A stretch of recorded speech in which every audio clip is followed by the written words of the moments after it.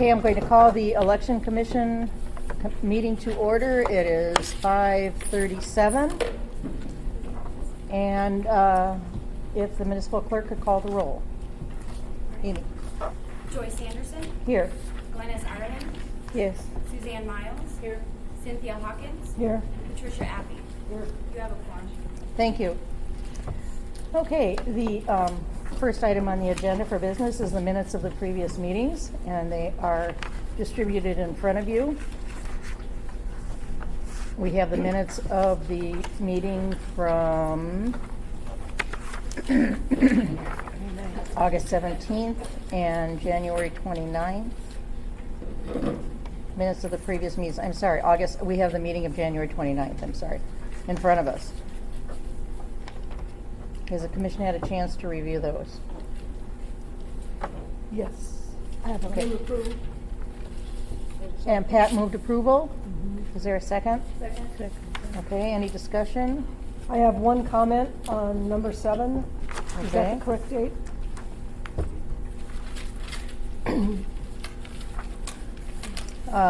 Right. That should be January 29th, not 31st. Thank you. We'll make note of that change. Is there a motion to approve with the corrected addition or the correction? So moved. Okay. Any further discussion? Okay, all those in favor say aye. Aye. Okay, motion carries. Minutes have been approved. Old business. I do not have any old business that I know of on the agenda. If there isn't any old business that the commission wishes to bring up, we'll move on to new business. Under new business, A, accepting the updated election commission manual changes. The commission does have that manual in before them. What I would suggest is that since we have a lot to cover on our plate tonight with going over the rejected ballot envelopes, that we hold that off until our next meeting. We'll have another meeting possibly during the summer to go over certain things, including the manual changes. So if we're okay with that, Barbara, do I need a motion to move that to another meeting, or can we just move it to another meeting? At your direction, if there's no objection, we can move it to another meeting. Okay, no objection. We'll move to another meeting, so that one is on hold. We're now going to move into review of pending rejected ballot envelopes. So you should have that report in front of you. I would like to say that we had a work session today from 1 to 4:30 where we went over the preliminary report that was submitted by the municipal clerk's office, going through the different categories. At that work session, we did move some of the ballot envelopes around into different categories based on a review of that particular ballot envelope. So you have the new one in front of you. And before we move forward, I would like to have Barbara Jones, our municipal clerk, just give a quick overview of the process that was used to go through for the rejected ballots and what happened in the background, so to speak. So, through the chair, thank you for letting us offer an explanation to that. The clerk's office and our election team, some of whom are here right now, myself, of course, Amy Solberg, our election coordinator, Renata Hoskins is our data and review and resolution team lead, Anna Campione she's all-around staff member and helper. And what we're doing is we're counting ballots. We want to make sure that every vote counts. That's our goal.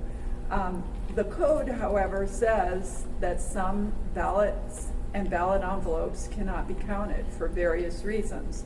And so the way that the system is set up is the ballot envelopes come in, whether it's by mail, in through the drop boxes or the accessible vote centers. I'm sorry, Sam.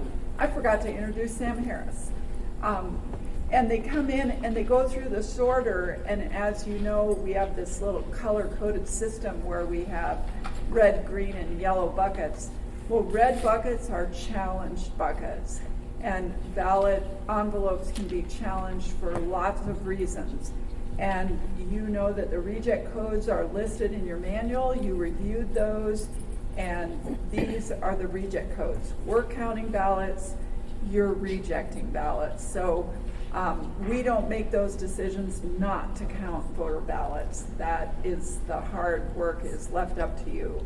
So we've reviewed the ballots, the ones that have gone into the challenge buckets, the ones that have some problem with the envelopes. We're bringing those to you to advise us whether to reject or to count those envelopes. And that's what we're ready to do. And Barbara Jones, if you could also introduce our attorney who's present. I did not do that earlier. I am sorry. The Assembly Counsel, Dean Gates, is here, and Dean is prepared to assist us if we have any legal issues. Thank you. I think what I would like to do is have Barbara just start with the first reject code and go through them, and then the commission needs to vote on each reject code. That will be a motion and a second to the motion. And that way we will go through each one by one instead of waiting till the end because each one is so different. So Barbara, go ahead. So the first reject code is number D, duplicate ballot voted. This code is used when it's been determined that the voter has cast more than one ballot. We took a look at this one at your work session, and what we explained to you was that this voter received a mail ballot and also requested a replacement ballot. And that's why it's a duplicate. The voter voted one, the voter can't vote the other one. And Barbara, if you could explain which one is being counted and which one is being rejected, the process for that? The process is, as we discussed at the work session, it's the first valid ballot received. And so in this case, the voter's mailed ballot was the first one that received. This voter must have, this at ABC. So the mailed ballot was received first, that one counts first. There are a couple of circumstances that we discussed where the mailed ballot might be here first, but if the voter requested a replacement and that was voided, then the replacement ballot would be counted first. So in this case, you are correct. The first ballot was received was the mailed ballot, and that is the ballot that counted. This is the ballot that was voted at the ABC. Is there a motion to reject this ballot under reject code D? We have one ballot. I move. Second. And a second? Is there any discussion by commission members? No. No? All those in favor say aye. Aye. The motion carries.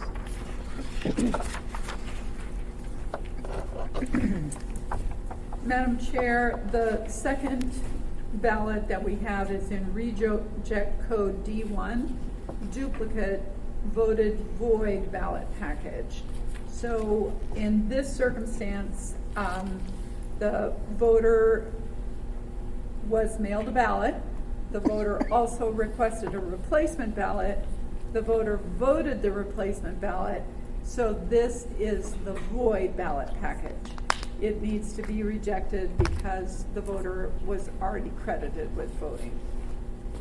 Thank you. And again, to point out, the commission at the work session actually looked at that particular ballot, and so I don't think we need to do that again. Is there a motion to reject this one ballot under reject code D1? So moved. Second? Okay, any discussion? All those in favor say aye. Aye. Okay, thank you. Madam Chair, the next category is E, ballot return envelope empty. And there were 7 ballot return envelopes in this category where the ballot return envelopes, they may not have been empty, but they did not have a ballot in them. Okay, and I'd also like to point out that the commission did look at those ballot envelopes earlier, and there were no ballots in any of those particular envelopes. So is there a motion to reject the 7 ballots under reject code E? So moved. Second. Any discussion? All those in favor say aye. Aye. Motion carries. Madam Chair, the next category is reject code E1, ballot returned without return envelope, unable to identify voter.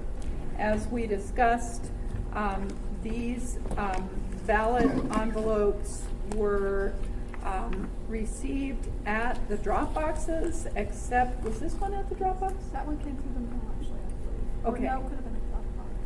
Yeah, No, it's it was got a marked postmark. there. So all of them were received at a Dropbox, and except the one where the voter clipped out the return address. So we don't know who this voter was, so we can't credit the voter with voting. So there are 37 ballots returned without the return envelope, and we're not able to identify the voter. And again, I'd like to point out that the commission did look at all those earlier at the work session. There were some that were in secrecy envelopes and some that were just dropped in without a secrecy envelope and just dropped in with the ballot itself, other than that one that had the information cut out. Okay, is there a motion to approve 37, or I should say reject 37 ballots under reject code E1? So moved. Second? Okay, any discussion? Hearing none, all those in favor? Aye. Motion carries.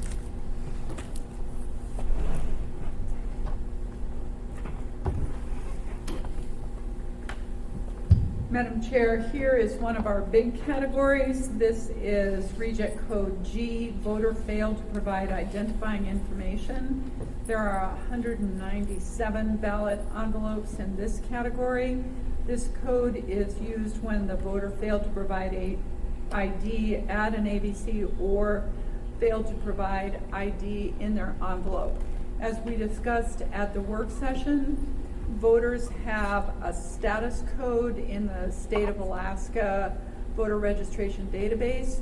Voters with the code ID were all given special instructions that they needed to provide ID in their ballot return envelope for their vote to be counted. These voters registered to vote probably online.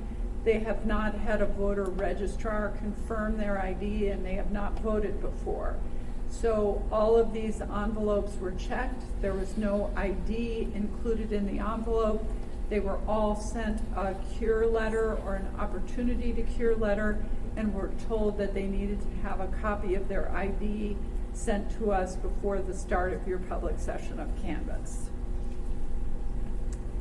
And Barbara, if you could just point out that there were some individuals who did respond to the opportunity to cure letter and did come in and provide that information?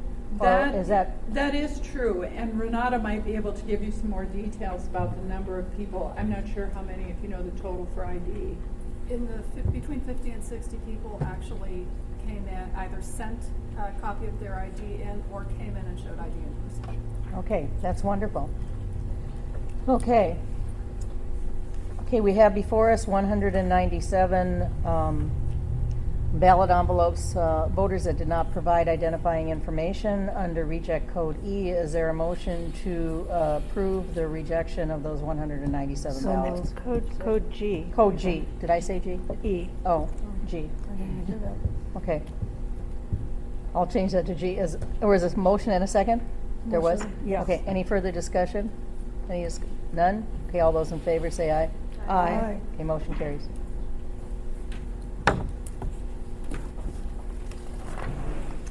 And I think as you will notice on the report, there are some reject codes that have 0 numbers. That means there was no one in that particular category, so we're not going to go through those at all.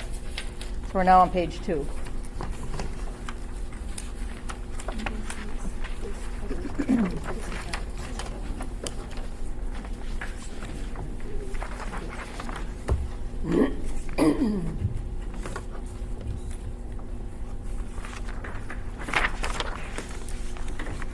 Okay, Madam Chair, the next category was one of the tricky ones. There's multiple ballots in one envelope. We have 6 voters and 3 envelopes. And I think when you looked at them earlier today, we discussed that in one of the envelopes, you're able to identify the voter because it's in a ballot return envelope, and both of the ballots are identical. We don't know whose the second one belongs to, but it is possible if you wanted to choose not to reject that envelope, you could do so. So I think at our, as Barbara said, at our work session, we talked about this. I'm going to pass this one back down. This is the one that we discussed. It has 2 ballots in it that are identical. And since they are identical and there's one voter in here, the discussion at the work session was to accept this person's ballot because they were both the same. And so I'm going to pass that down for everyone to look at and And the signature can be verified, I believe, too. open it up for discussion.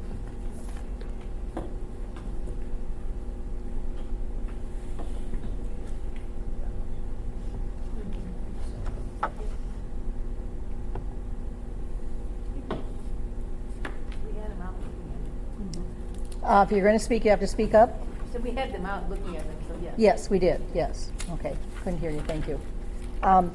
So, what we're going to do is we will, if we decide we're going to accept this one and count the ballot, one of the ballots in here, because they're both the same, which would then allow that voter to get credit for voting and that vote to count, I'll need a motion to say that that's what we're going to do.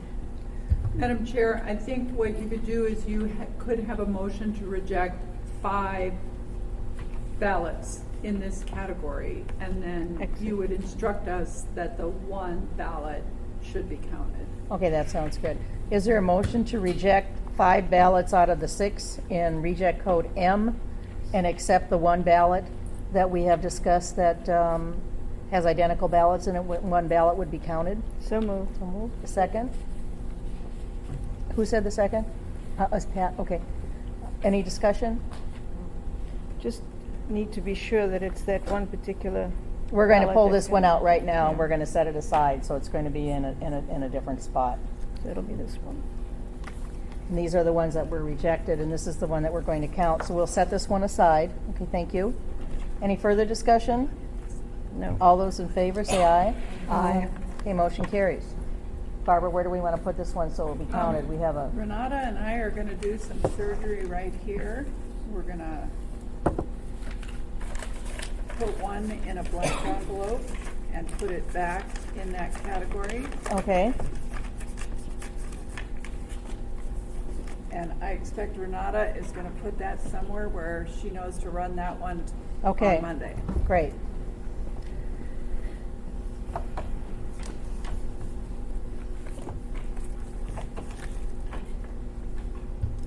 The next category is reject code MOA, and these are voters who are not registered in the municipality of Anchorage. These are 8 voters. They voted question ballots at the accessible vote centers. They are registered to vote elsewhere. Their registration will be updated as soon as we send the information on the question ballot envelope to the state of Alaska. Does anyone need to look at these again? We looked at them at the work session. Okay, just for those that are present, there were some in Kotzebue, Kenai, and all over, but they were registered within the state, just not within the muni. So is there a motion to approve 8 rejected ballots that they were not registered in the municipality of Anchorage under the MOA code? So moved. Second. Second. Any discussion? None. All those in favor say aye. Aye. Motion carries.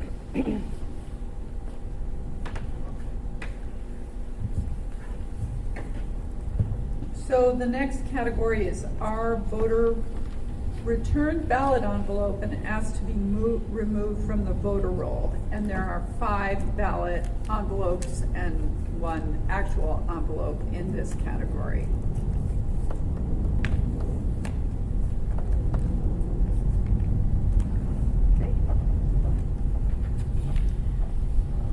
Okay, so is there a motion to approve 5 rejected ballots under reject code R, where they asked to be removed from the voter rolls? So moved.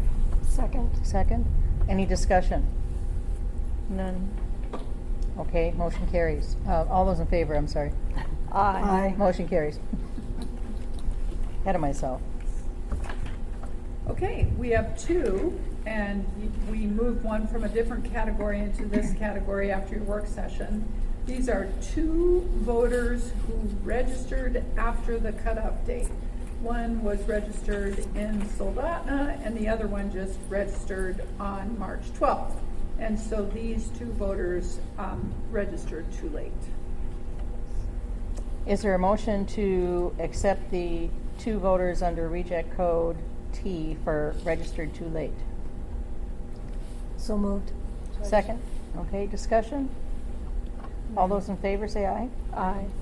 Okay, motion carries.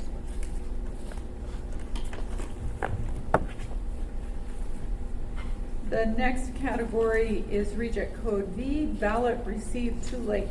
There's 21 ballots in this category.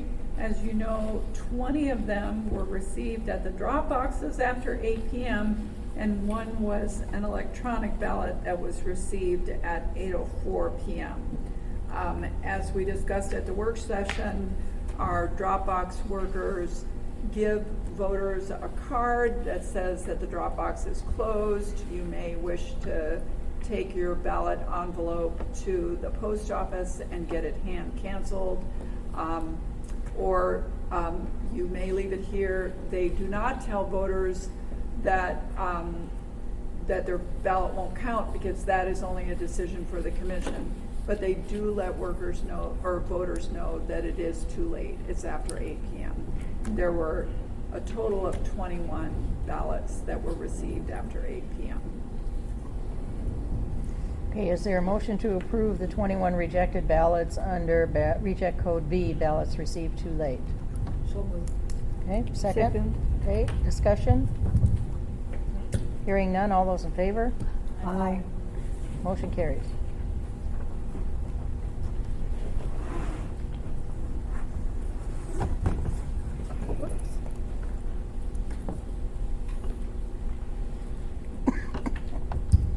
Madam Chair, the next category is W, ballot postmarked after Election Day. This is the largest category of rejected ballots. There's 275 ballots in this category. And we also, during our work session, I'd asked how many in last year's election were rejected, and there were 294, so I did make a note of that. We looked at every one of these. We recounted them to make sure there were 275. We looked at the postmarks. The postmark on each of those envelopes is very readable, so we were able to determine that they were received after Election Day. I just wanted to add that additional information.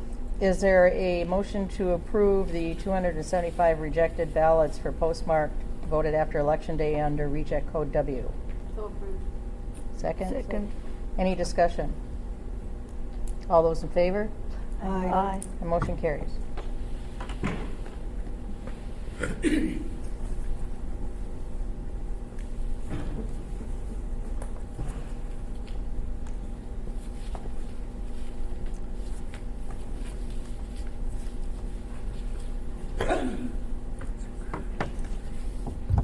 Madam Chair, this category is W1, no postmark but received after Election Day. You can see that for a number of these, the clerk's office and our elections team went to the post office and asked the post office to provide additional information. That information is on this document right here on the front. You can see when the post office at either in wherever the post office was in Anchorage handled that ballot, and it appears that they were all after Election Day. And I also wanted to add that during our work session, we thought it was very good due diligence, if I can say it that way. That's probably not a good way to say that, for the clerk's office to contact the post office, see if they could figure out by the barcode on the bottom, on the front, what day it first went through the postal system, which then gave us an idea, not an idea, but an exact date of when it actually went through the postal service. So that's what these 15 are right here. Is there a motion to approve the 15 rejected under reject code W1? So moved. Second? Okay. Any discussion? All those in favor? Aye. Motion carries.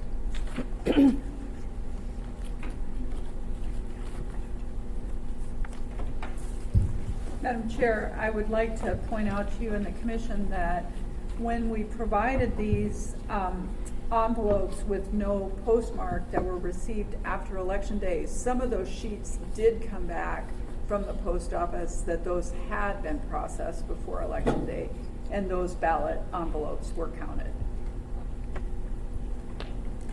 The next category is W-2, unclear post office, but the post office provided additional information. So for these, the elections team divided these into, I believe, 4 categories for you. And we'll just remind you, and you probably want to take a look at these. The first 3 arrived in Anchorage in the early afternoon of April 3rd, the day after the election. They were from Washington, D.C., Alabama, and New Hampshire. Okay, I'll pass these back through for the commission to look at. Again, it was DC, Alabama, and New Hampshire. And they came here through the Anchorage Post Office on April 3rd, which was the day after the election. And the discussion that we had during our work session was that if they arrived here on April 3rd and they were sent from those out-of-state areas, that they most often were postmarked, or not postmarked, they should have been, but they didn't have the postmark on it, but they were received by the post office prior to Election Day.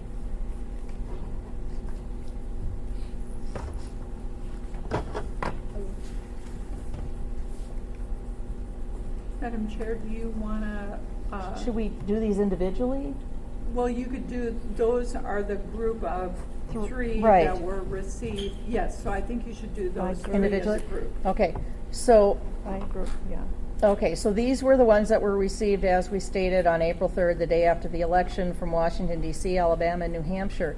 Is there a motion to approve these for counting based on the fact that they were received in Anchorage on April 3rd and most certainly mailed prior to that in order to get here on April 3rd? So is there a motion to approve these 3 ballots? So moved. Stand a second. Okay, Pat seconded. Any further discussion? All those in favor say aye. Aye. Okay, motion carries. These 3 ballots will be counted. So we need to put them someplace else.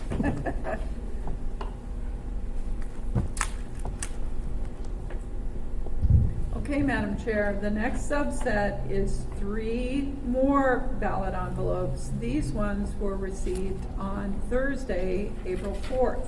They are from Alabama, Texas, and an APO address. And again, I will pass those out for you to look at.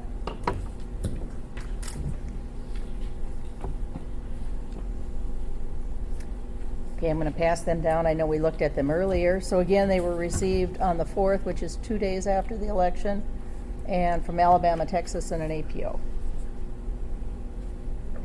The discussion during the work session was that, again, similar to the discussion we just had with the previous 3, that in order for them to be here on the 4th, coming from those areas, the commission felt that they were definitely postmarked, or not postmarked because there's no postmark, yeah. processed, thank you, processed up to Election Day, by Election Day. So is there a motion to approve? Move approval. Move approval, second? Second. Okay, any further discussion? Okay, all those in favor of approving these 3 and having these ballots count, say aye. Aye. Aye. Okay, motion carries. So these 3 are to be counted.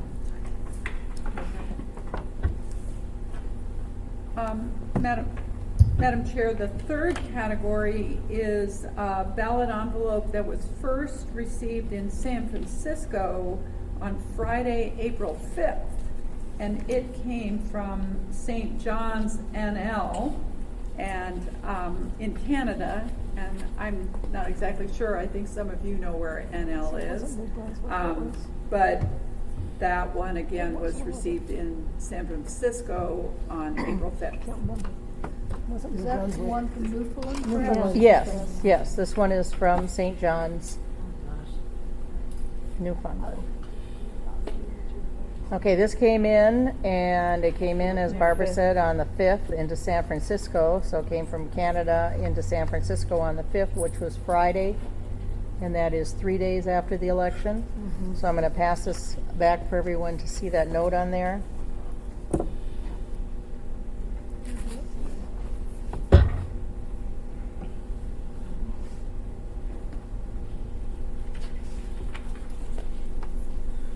Suzanne has a question. Okay, so is there discussion about this particular ballot? Madam Chair, Yes? it seems to me if it came all the way from Newfoundland and St. John's, it probably had a ferry involved in there in the first place. That's going to be a little bit long. And it has to go all the way across Canada. We don't know how it would. Okay, I don't know if everybody heard that. Suzanne is saying it probably maybe went by ferry and then across Canada into the United States. I don't know.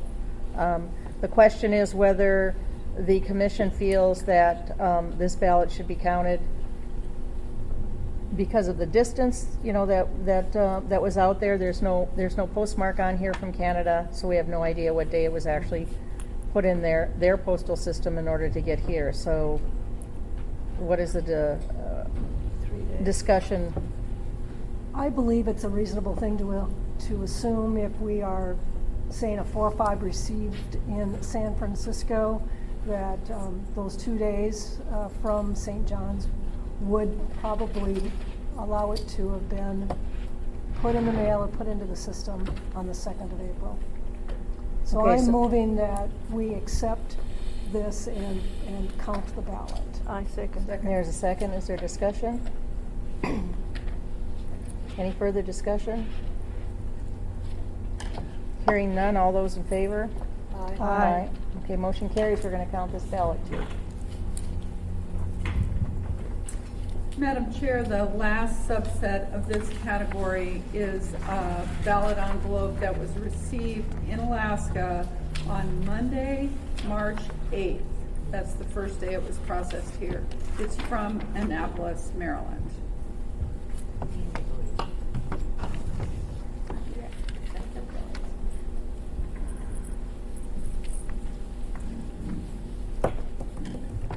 Okay, if everybody wants to take a look at that.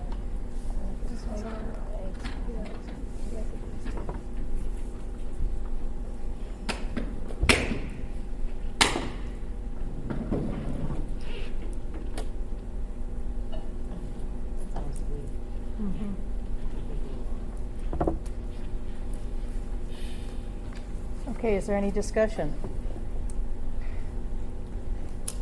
That was in the United States. That's nearly a week. It seems to me that's a little long. Okay, is there either a motion to reject or approve this particular ballot package? Make a motion that we reject that ballot. Okay, is there a I second? second. Okay, is there any discussion? I agree with Suzanne. I think it is a little long from almost a week. It's 5 days, 6 days. Okay, any additional discussion? Okay, all those in favor of rejecting this ballot package, say aye. Aye. Okay, motion carries. This one is rejected. Put in the reject pile.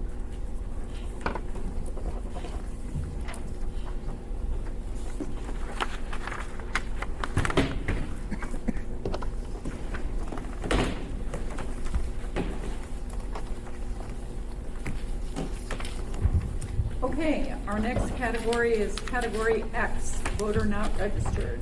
There are 5 voters in this category. They voted at our ABCs. They completed a question ballot. They were not registered to vote in the state of Alaska on Election Day. By completing the question ballot, we'll provide this information to the state of Alaska, and they will be registered. Is there a motion to approve the 5 rejected ballots under reject code X for voter not registered? I so move. Second? Okay, second. Is there any discussion? No. All those in favor say aye. Aye. The motion carries.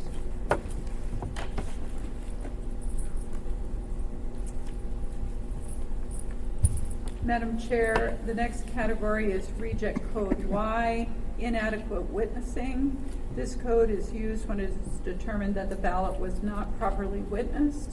In this ballot envelope, the ballot is sent to one person. It appears that a different person signed the voter signature and also signed as the witness, and another person printed their name.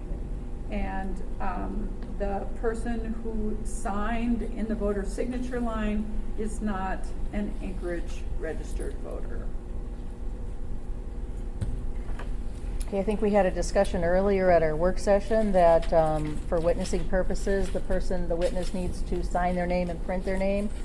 And the printed name is not any signature on the envelope itself. And as Barbara stated, the signature for where the voter is not the voter's signature either. So just sort of rehashing what we talked about at our work session. We reject. You move to reject? Okay. I We second. have, in a second. Is there any discussion? All those in favor say aye. Aye. Okay, thank you. Madam the Chair, the next category is Z, voter failed to sign the ballot return envelope. There are 76 ballots in this category. All of these voters were sent an opportunity to cure letter and were notified that if they could get their letter back to us by the start of the public session of canvass, that their ballot would be counted. And we did not hear from these voters. I would like you to point out, though, that we did have one come in today. If you could, Barbara, mention that real quickly. We did. During the work session, a voter came in during probably at about 4:15 or so, and this number was 77, and we got it down to 76. So it does work. The commission did look at all the ones that didn't have signatures, just to make sure that there were no signatures on any of these. As I've said earlier, we've looked at all these particular ballot envelopes, but I wanted to point that out. So is there a motion to accept the 76 rejected ballots for voter failed to sign under reject code Z? So moved. Second. Okay, any discussion? All those in favor say aye. Aye. Aye. Okay, motion carries. Madam Chair, the next category is Z1, no signature match on the ballot return envelope. There's 148 ballot envelopes in this category. As we discussed at the work session, all of these voters were mailed an opportunity to cure letter to come in and sign and show us that their signature matched. We did not get responses from these voters. I also mentioned that our election workers are trained on signature verification, and when there is no signature match, there are multiple reviews from other workers as well as a supervisor to try to find some type of a signature match. There was no signature match on these envelopes. And I think it's also good to point out that the Washington State Troopers came in again this year. They were here last year. You had them in this year again, going over with staff on what to look for signature verification. So it was a good follow-up, I hear. I was unable to make it, but I heard it was a good follow-up. Yes, thank you for that reminder, Madam Chair, and two of the commissioners, Glennis Ireland and Cindy Hawkins, attended that training as well. Is there a motion to approve the 148 rejected ballots for no signature match under reject code Z1? So moved. Second. Second. Okay, any discussion? All those in favor say aye. Aye. Okay, motion carries. Madam Chair, the next category is 2, ballot hand-delivered after Election Day. This code is used if a by-mail ballot was hand-delivered after Election Day. And we talked about these 2 ballot envelopes. One of them says it was found in the Bartlett parking lot, and the other one was delivered by the municipality of the Anchorage Courier Service. Okay, is there a motion to approve these rejected 2 ballot envelopes under reject code 2? So Okay, second. Second. Any discussion? All those in favor say aye. Aye. Motion carries. Okay, now we're gonna just keep getting trickier and trickier, right? Mm-hmm. So here, we have 8 ballots voted by someone other than the voter. And I think these ones were all pretty straightforward, is that right? Okay, so these ones were all the straightforward ones. The tricky ones are on the next page. So 8 ballots in this category. And could you explain why that determination came about, Barbara? For the most part, in this example, the person crossed out the voter's name on this envelope and wrote, signed their name. There's no comparison to the voter's name and the name on the ballot envelope. For most of these, the names are not at all comparable, and we found them because signature verification did not match. Thank you. Is there a motion to approve the 8 rejected ballots under ballot code 3? So moved. Second? Okay, any discussion? All in favor, say aye. Aye. Okay, motion carries. Okay, now we're at the tricky ones. This is reject code 6, which we called a temporary code to show the commission a household signature issue. And so there are 2 sets of ballots here where it appears that different people in the household voted these ballots. So I'm going to pass them out separately. I think you might want to vote on those separately.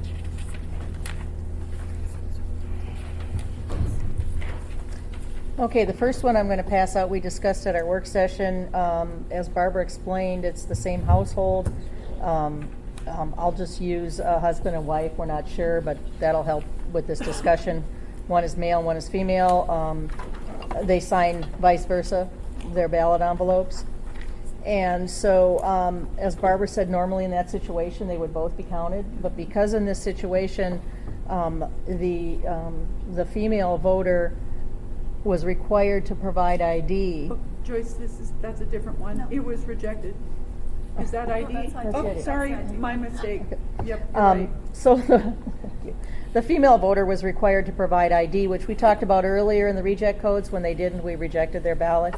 And so basically these were held out because they signed each other's ballot envelope. We talked at the work session about, of course, the individual that was required to provide ID cannot be accepted because they did not provide ID, which should have come back with this. So the question is, does the commission want to approve the one ballot envelope where the I'll use the word husband signed, who did not have to have proof of ID, and we'd have to reject the one with the wife's signature on it because she did not provide ID. So I'll let you take a look at that real quickly.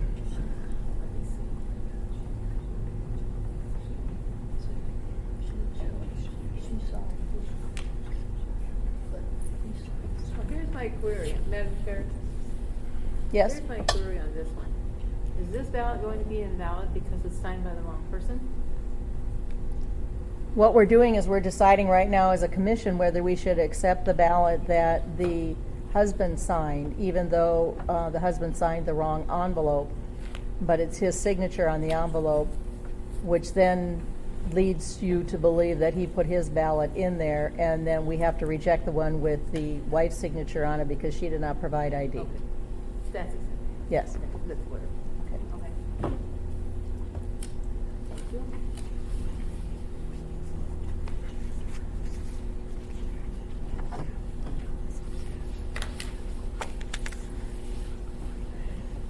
Okay, got it. Okay, I think what we need is we need 2 motions. The first motion is to accept the ballot envelope with the husband's signature on it. So if there is a motion to accept that, we will take a motion and a second and then have further discussion. Is there a motion to accept the ballot with the husband's name on it? Accept the ballot with the husband's signature on it. Okay, is there a Second. second? Okay, is there any further discussion regarding this? Okay, all those in favor of accepting the husband's ballot, please say aye. Aye. Okay, motion carries. So the commission is going to accept that ballot. We now have this other ballot to look at, which is the one where the wife did not provide the identification, and so what I would suggest that we do is go back to reject code. If I can find that one real quick. Voter failed to provide identifying information, which would be G. That we make a motion to reject this ballot envelope and add it to the total in reject code G. So moved. Second. Okay, is there any discussion? Okay, all those in favor? Aye. Aye. Okay, so we will change the 197 to 198, and that will be added to that particular section. Okay, and we have two more. Two more. These two, Madam Chair, are also a husband and wife. The difference between this one was there was a valid signature on one envelope and a no sig match on the second envelope, and we've provided the reference signatures here for you. Okay, I'll pass this through again if you want to take a look at it, so you can refresh your mind since we looked at so many.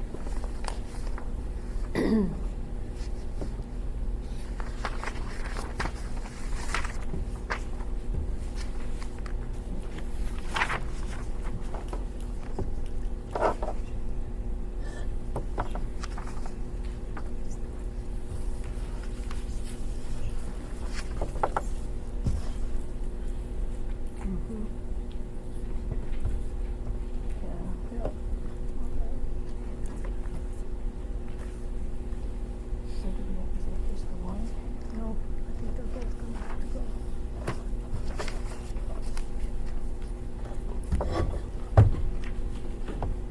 Yeah, I think Coleman's gonna go down that one.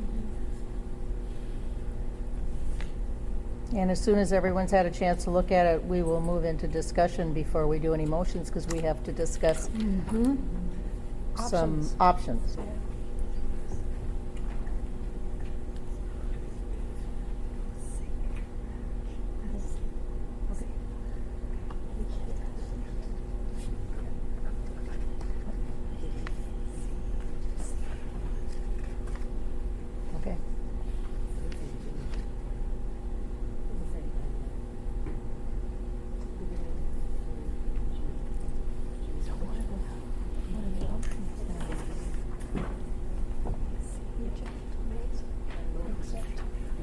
Okay. Okay.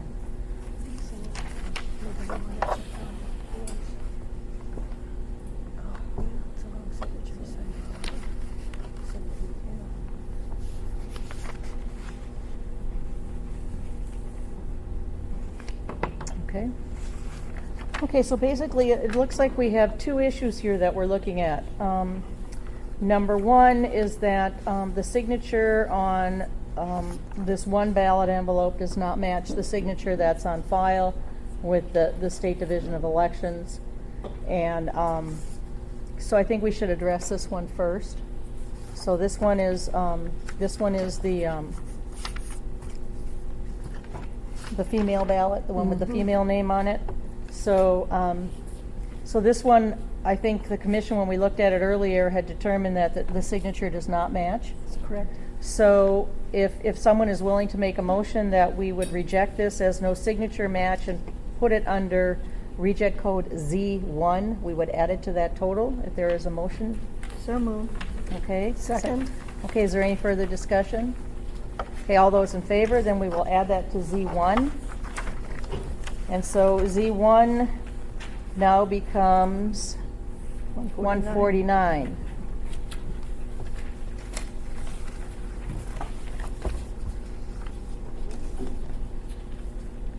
Take a vote. Okay, all those in favor, say aye. Aye. Okay, motion carries. Okay, we have the second ballot to consider. This signature does match. However, it looks like the person who signed the ballot that we rejected now for no signature match, it looks like this individual signed the other ballot The other envelope. on the other envelope. So what does the commission wish to do with this? This individual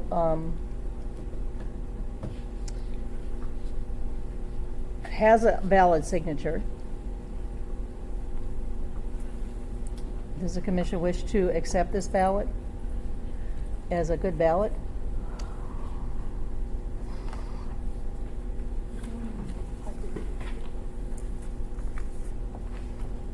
I move that we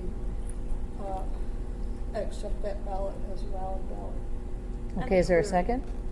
I have a query. Are the ballots identical? Let's do a second first, and then we'll have discussion. Is there a second? Second.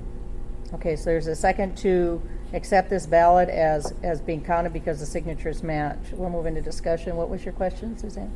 I was just wondering if the ballots were identical. The ballots? We didn't. We have not opened them at all. Oh, he's. And I don't really feel that has any bearing on whether the commission would make a decision regarding a signature match. Okay, let me start first. Okay. Any further discussion? Well, just as an observation, not to say one way or the other, but if it's a household, which is under the category that it was under, and the fact that this person signed the other envelope, not the one addressed to him, that they would have been counted had it been a legitimate swap. In this case, we have this person obviously signing both envelopes. I'm kind of at a loss to come up with an exact answer.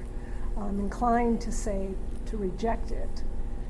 Well, let me interject because it didn't come up in the discussion. The male signed the female's ballot envelope and vice versa. So we didn't mention that earlier for those of you that are here. So that's definitely Right. But in this case, this person signed both envelopes. right. But his signature matches his signature on Right. file. Yes, it does. So, okay, that's a good point. Any further discussion? Madam Chair. Yes? I think it's a difficult decision that you have to make. The one thing to keep in mind is the female is going to get a reject letter. So it's going to go to the same address. This person is going to know that it was rejected for signature. I think that is our role, certainly as the elections team. Your decision is different. I'm not positive that we have the ability to punish someone who by not counting their ballot. I think the option is to refer this to APD and the municipal prosecutor. If that's if that is your inclination, you certainly could do that. But I think that would be the options for your action. You could either count this ballot or count this ballot and refer it to the prosecutor, but that would be an option for you. Okay. Well, we do have a motion on the floor to approve this individual's ballot package. And there is a second. So is there further discussion? And then why don't we take a vote and see where that goes? And then unless we feel we can amend the motion to include a referral for further follow-up, would we be able to do that?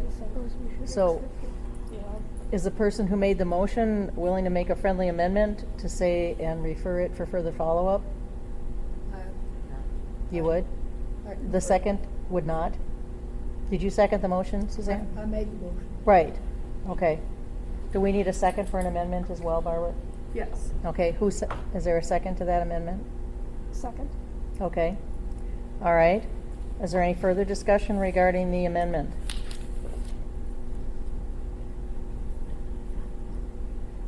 Okay, all those in favor of the motion as amended, say aye. Aye. Opposed? No. Okay. Motion carries. There are 4 ayes and 1 nay. Okay, so this ballot is going to be counted with further follow-up.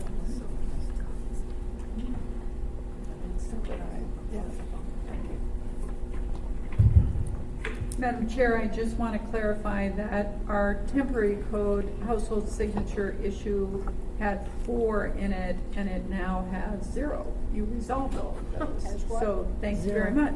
This is number 6. Yes. And we are going 6, to, yes. are we going to delete that particular code unless, or We leave it? will delete that code. I That can't was see just leaving a- it in there because they were really kind of unique circumstances. Okay. The next reject code is number 7, in-person voting issue. Again, this is a new temporary code to show the commission an in-person voting issue. We say the ballots may be counted in reject code 3, or you may take other action as the commission decides. As you recall, this is a voter that appears to be a father and a son, and the ABC workers indicated in a statement that the father went into the booth and voted both ballots.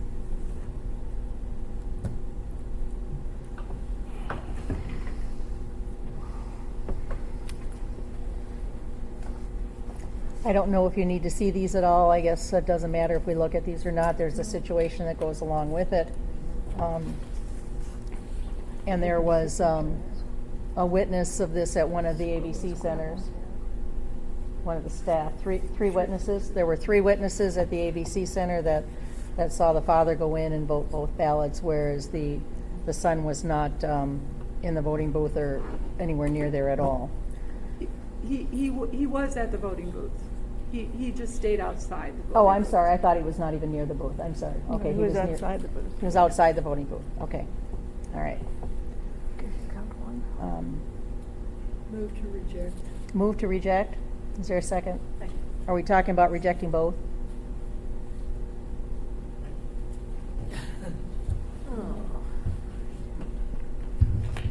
Madam Chair. We have determined earlier who was the father and who was the son. We actually looked up those birth dates earlier during our work session, so we know which one is which.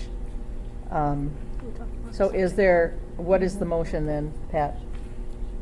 That we reject the son's ballot. Okay, there is a motion to reject the son's ballot based on the circumstances. Is there a second? Second? Okay, is there any discussion? All those in favor of rejecting the son's ballot, say aye. Aye. Okay? You're gonna want it. Okay. So this one is rejected? Madam what- Chair, could I please clarify that the son's ballot then would be rejected and counted in the category number 3, ballot voted by someone other than the voter? Yes, thank you. Thanks. We will put that, so ballot category 3 will now be a 9 instead of 8. So that'd be 9 instead of 8? Yes. Yeah. Okay, we now have before us the ballot of the father. And we've laid out the circumstances. Is there a motion either to reject or accept the father's ballot? I move we accept the ballot, let it be accepted. Okay. And should be amended. And I guess I would also make a recommendation that since the father voted the son's ballot, that we refer this for further follow-up with legal authorities as well. Yes, I agree. Yeah. Okay, is that part of your motion then? Yes. And who seconded that? And you're okay with that? Yeah. Okay, so we have a motion to approve the ballot for counting and to refer to follow-up for possible legal action. Is there any further discussion? All those in favor say aye. Aye. Okay.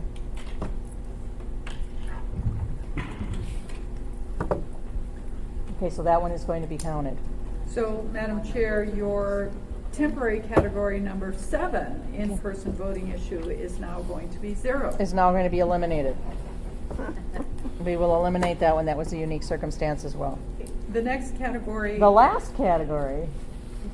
That's right. The last category, okay. Is envelope signed by power of attorney.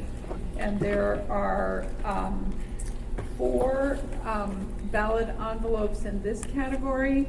And as you know, the municipal code prohibits voting by power of attorney. If you have any questions about that, I did ask Assembly Council to be prepared to discuss that with you. If you chose to, you could move these ballots also to reject code number 3, voted by someone other than voter.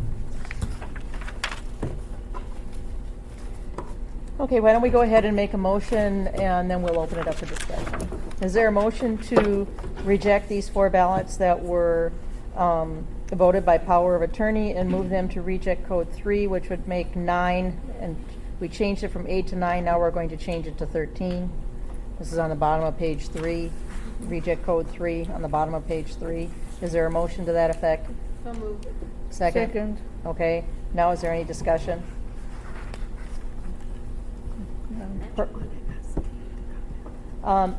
Dean, if you could comment on the situation regarding power of attorney and voting, that would be helpful. Sure. I think the best way I can comment on this is to tell you what the code says about it. And we do have in our election code, section 281060, voter use of the power of attorney. And in this section, it lists a number of things that someone with the power of attorney can do, such as register the voter to vote, or apply for an absentee ballot, or request a replacement ballot. Subsection D, though, is pretty clear. It says, unless authorized by federal or state law, no power of attorney may be used to vote a ballot or sign a petition for initiative referendum or recall. Okay. That's very All right, clear, thank yeah. you. Very clear. Any questions from commissioners to Dean about that? Nope, thank you. That Okay, clarifies that it. very much clarifies it, thank you. Okay, we have a motion on the floor to reject these 4 ballots under reject code 9, which we're now going to move to reject code 3. If there's no further discussion, all those in favor? Aye. Okay, motion carries. Madam Chair, Yes? would you mind going through the packet and reviewing all the total codes? It shouldn't take all that long. The totals, you mean? For each of the sections? The totals? Yes. The commission typically takes a short break right now, and we're gonna go prepare your commission report, which will have the correct totals, and then you'll sign your reports. This is just a worksheet. So Okay. if you're, I'm not sure if you have any other business, but as soon as you're done with your regular business, there's a little footnote there that says you should take a break. Right. So we will take a break right now, what, 10 minutes? Because Sue was pretty quiet. A 10-minute break? All right, 10 minutes. You can get some pizza. So we will reconvene at 10:02. Okay, we're going to get back in session. Finally have our reports. Pass those down. Whoops, one at a time. That is it. 212.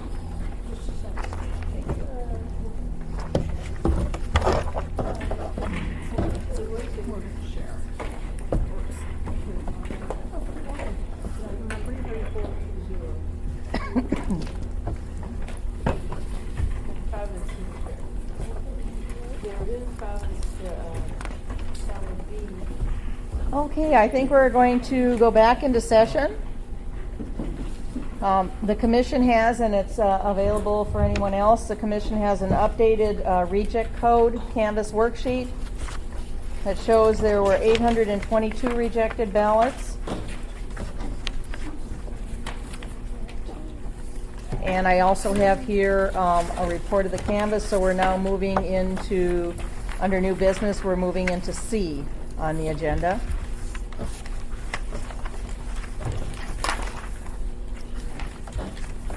Okay, before me I have a canvas report, which is a recap of what we just went through with all of the rejects and what the, no codes on here, but what the actual title was for the reject code and then the numbers.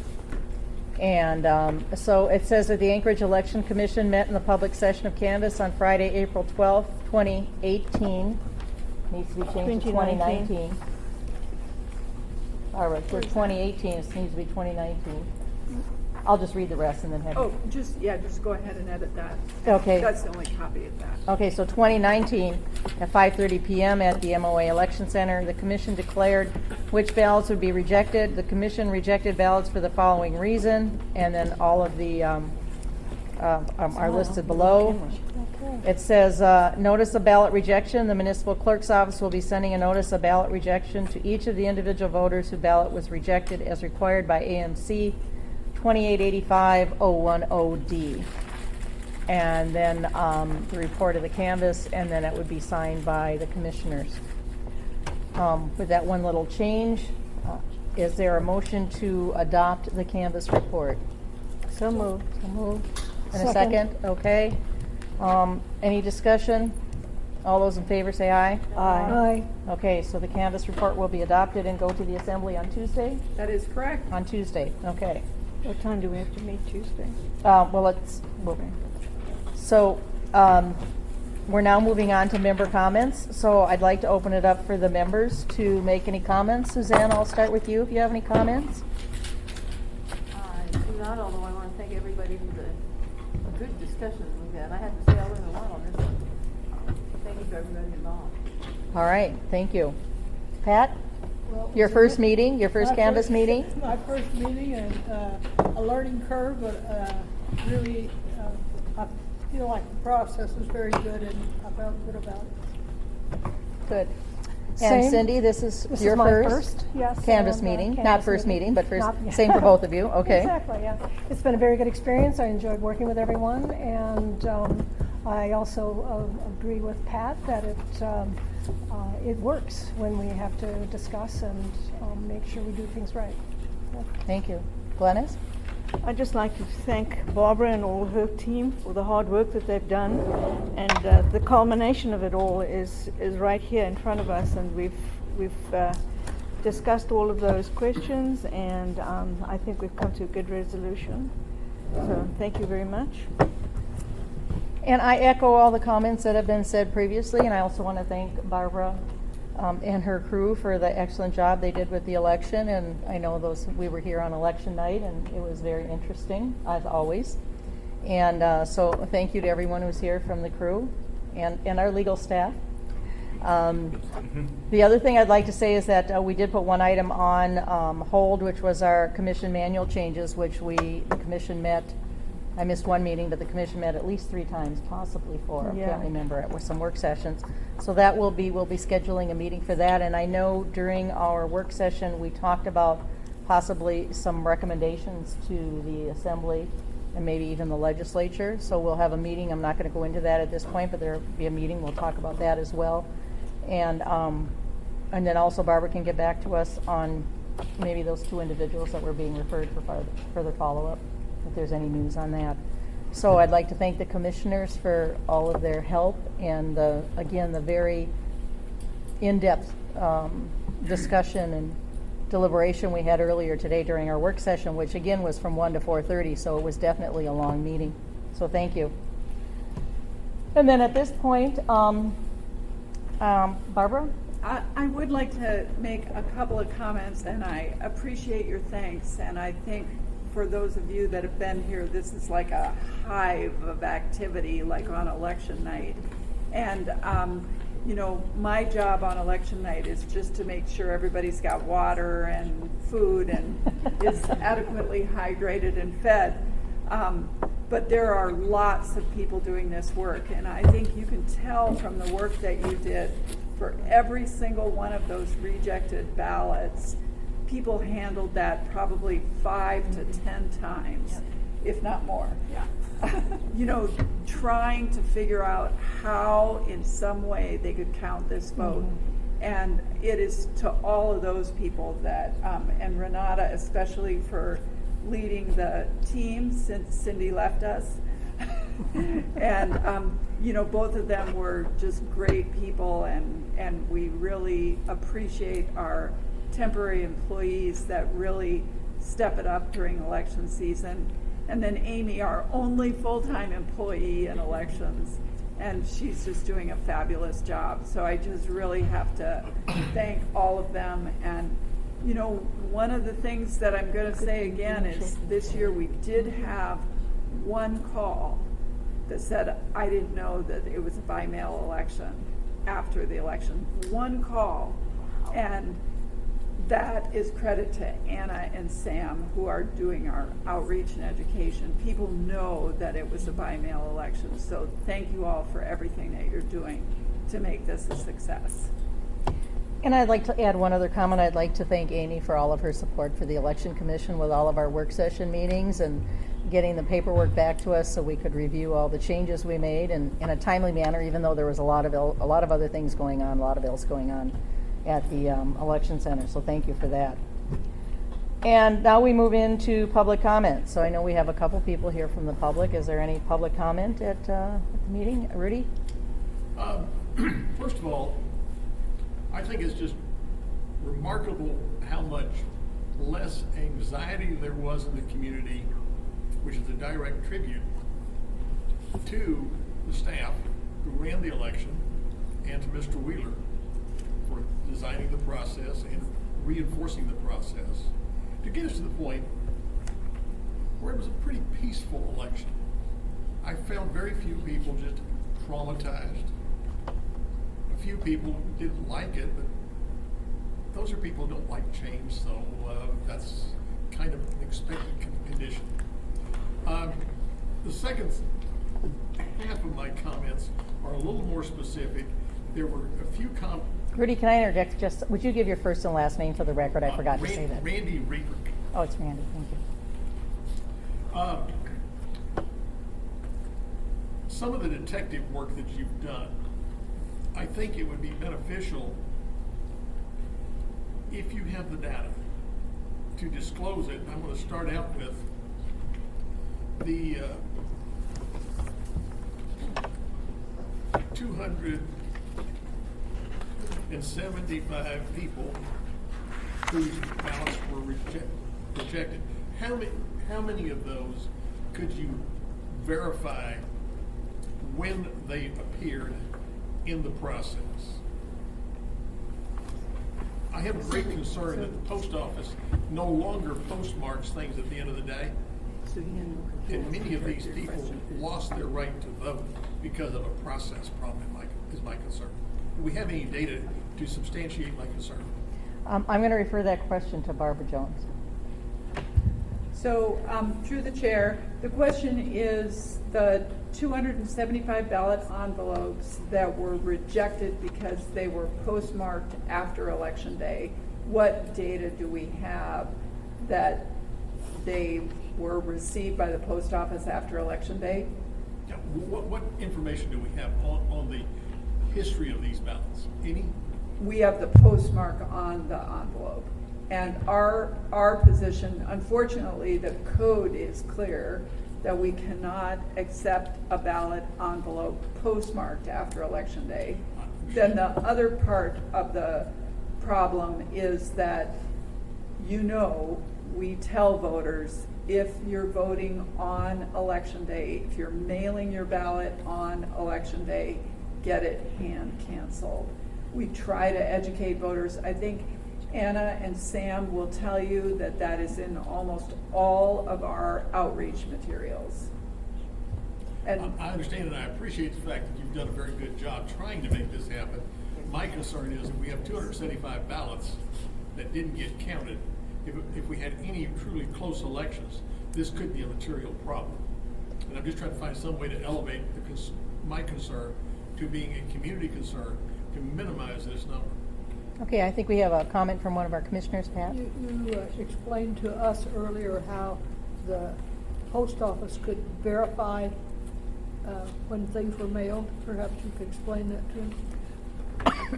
I think that for all of the ballot envelopes that didn't have a postmark, we did go to the post office and ask them to tell us when those were deposited into the system.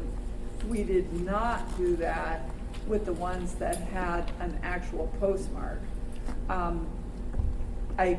In part, I believe it's due to the volume and because it seems a little bit clearer that those cannot be counted.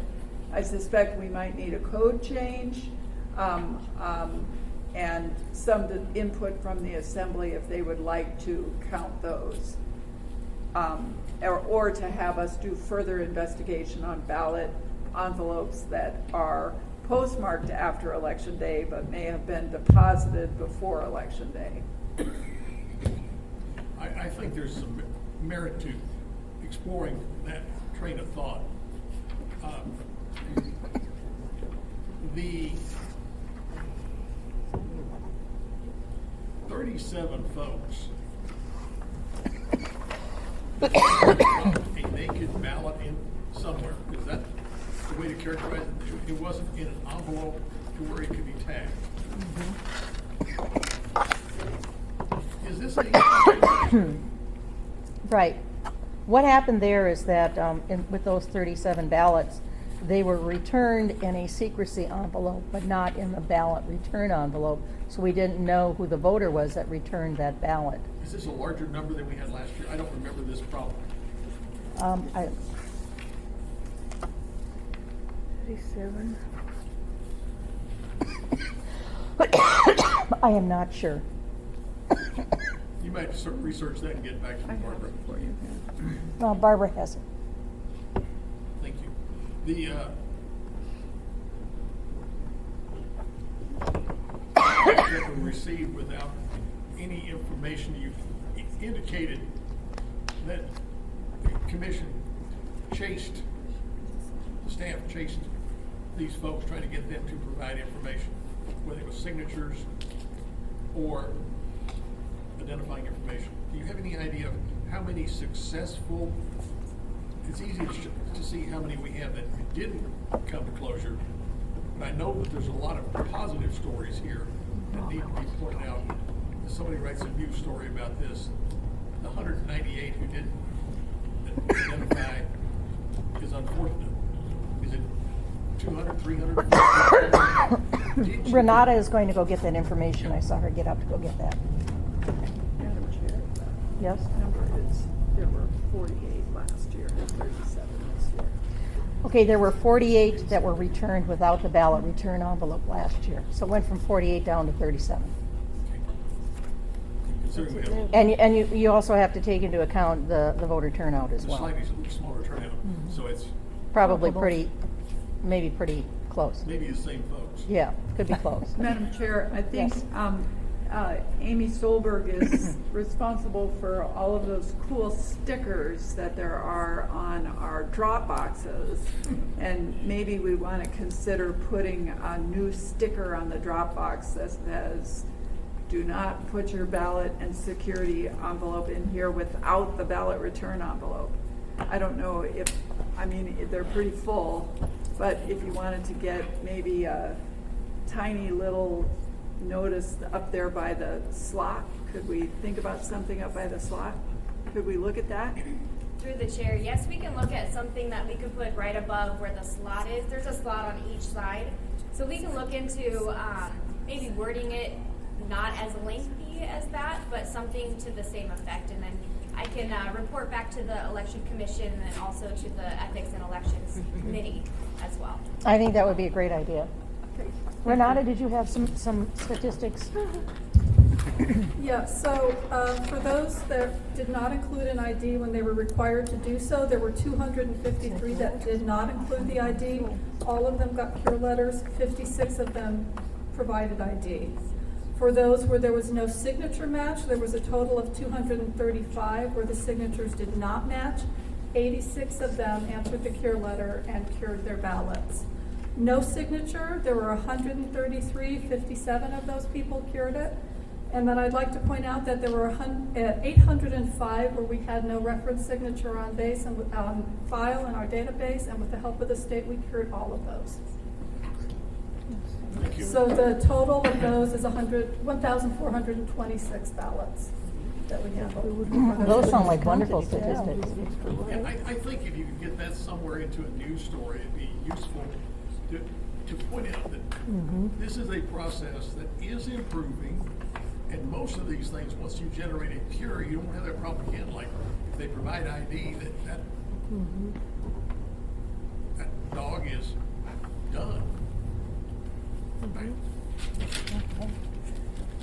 Did you have a comment or a question? And your My name is Craig Mullerstuen, and in full disclosure, I'm related to an election official. To the point of the gentleman, I appreciate his question about the ballots that came in the day after the election. If we look in a historical perspective, long ago, you only voted on the day of the election. In order to accommodate and to allow more voters by mail, and by fax. Now we're in a complete by mail. People have a large window, 2 weeks, something, to vote. 3 weeks. So the day after postmark, those are the people that show up the day after the election. Historically, would have shown up the day after the election to the election center saying, I forgot, I didn't know. Or come down to the clerk's office the day after saying, I didn't make it yesterday, can I vote today? So this is not a new problem, right? Some people just procrastinate. They weren't sure. They feel better by popping it in the mail the day after because they voted, but they know that it wasn't going to count. So respectfully, for the total number of voters and the way the by-mail system works, I think it's working pretty well. I don't know that we have to go any further. We already have an election day. So He's right. just a counterpoint to the point made, it's working pretty well. Thank you. I'd also like to comment, Madam Chair, that it was interesting, the turnaround in the number of voters choosing to use drop boxes versus the mail, and how that has increased just in this last year. And I don't have the exact numbers or percentages, but I have, the number I took down earlier was 31,439 drop box of the 60,000 plus. Right. And I don't know how many of those were from ABCs versus actual by mail. The 31,439 was the total drop box. Okay. 31,439. 439. Thank you. And you know how many were at the ABCs? I have approximate numbers that might not be completely accurate. It's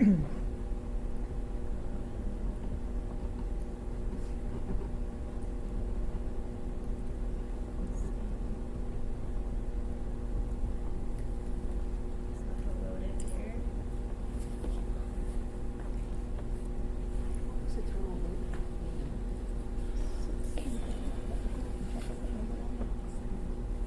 I think the ABCs was around 4,000, under 5,000. Mail was just under 30,000. I'm sorry, could you say that again? Just under 30. The mail was under 30,000, and the ABCs was under 5,000. Okay, Are the numbers that I have, which are from a little bit ago. okay. So just to let you know how remarkable that is, last year the ABCs were, I believe, 12,000. Wow. That's It went down from humongous. 12,000 to a little less than 5. Wow, Okay. that's 3 times, yeah. So more people are using drop boxes. Those numbers through the chair are available on our social media page. I think in other social media, Facebook and Twitter, we produced a graph and a graphic that kind of shows a Okay. bar graph showing all of that. Okay, thank you. You have another comment? I do.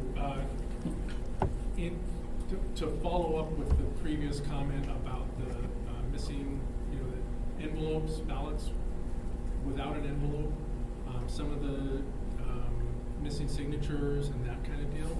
I do compliment the work that the commission and the staff has done to get the word out. In what we hear about the objections to some of the by-mail voting is putting my signature on the outside of an envelope. But I don't think people understand that this is the way that it's being, tied to the individual. A lot of us do, but there's some number that don't, and they don't understand the process. So a little bit more education. You know, I don't know how you do that. I don't know if it's social media, different envelopes, what that is. But I think that's a real key piece that'll, most people just say, oh, that's what I'm supposed to do. And the people who have an objection don't have a way to understand why they're doing it, or that they could take the entire thing and put it inside another envelope and mail it in, you know, kind of deal. Or their sense of security. So, Or drop it off. or drop it off. But again, I think the objection is my signature's on the outside of this envelope. I don't know who else is going to see it. Can I make a comment? So, Okay. thank you for hearing that comment. Okay, Suzanne? Yeah, my only comment, I understand what you're saying exactly. I made the same comment 100 times on Yeah. Facebook. It's multiplied a million Yeah. times. Yeah. They haven't made the connection that those ballot envelopes actually are acting as a voter register, Right. which we no longer have. You can look at anybody's name on the voter register and see if they voted that day. You can't see how they vote, but and maybe that's part of the information we put out to explain that it is no. They need to be given an equation of what's equivalent to what in the old system. We are talking about a very small portion of the Well, yeah. population with the interest in getting as many votes counted as possible. Thank you. Any other comments? Jean? Can we use the microphone, please, with respect? Okay.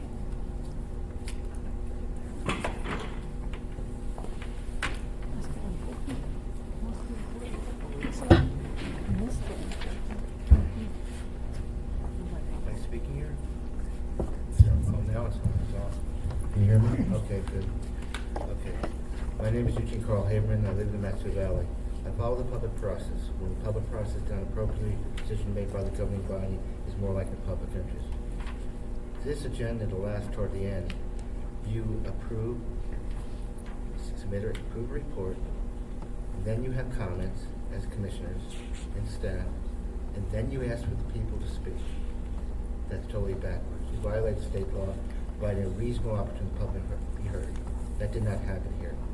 But it's a standard that has been seen for over the years of this meeting. Also, I remind you of state law that the municipality of Anchorage was violating, and I served notice before the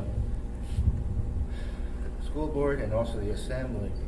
And a given law that was came to my attention by way of APOC was Alaska Law 39.50.020 relating to report of financial and business interests and the failure of one party, the school board candidate, his name was allowed to be on the ballot. And it was, as you would be aware, there was an insert that said something like, as of March 6th, and signed by Barbara Jones, refer the matter to APOC and so forth. So both APOC and Municipality of Anchorage in handling the election failed to comply with that law. And the election manual that you got noted on there, you should put a footnote to that. There were 2 to 3 election commission work sessions, no place for public comment. And are you going to have the next meeting on this subject and call it a work session and prove there? I mean, this is the way. This is contempt, with all fairness.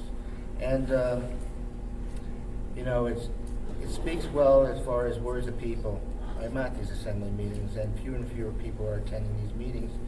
And it's not that they don't care; it's part of the reason, but they see the kind of policy of indifference to you do whatever you want to do. And when I say in all respect, some of you are new members. So you're new, with all respect. You just got here. But I go back to the election of April 3rd, 2012, where that election in Anchorage, the day after, people were going as many as 3 different polling places, couldn't get a ballot to vote. More than 40% of the polling places ran out of ballots, even though they printed enough. They certified that election 3 times. They found ballots somewhere else in one of those certification elections. But That's Mr. the Haber, kind of we're stuff- talking about this election. Excuse me, I have a right on public comment, and I'm dealing with, and I'm giving a history of what Anchorage has had to face, and denying me my right is unfair, and your interrupting is unfair. It's totally unfair. And I'll close with this. I'll close with this comment. Just close with this comment. Speak, and you're over your 3 minutes. You allow these people to speak back and forth. You allow questions going back and forth. This is totally contemptible. You see the unfairness? You're witnessing the unfairness. I'll stop. I won't say anything more. But this is what happens here. If you accept this, you accept a situation where the public's not. You're not looking in the interest of the public. Thank you. Thank you. Are there any additional comments from the public? 3 minutes is up. My God.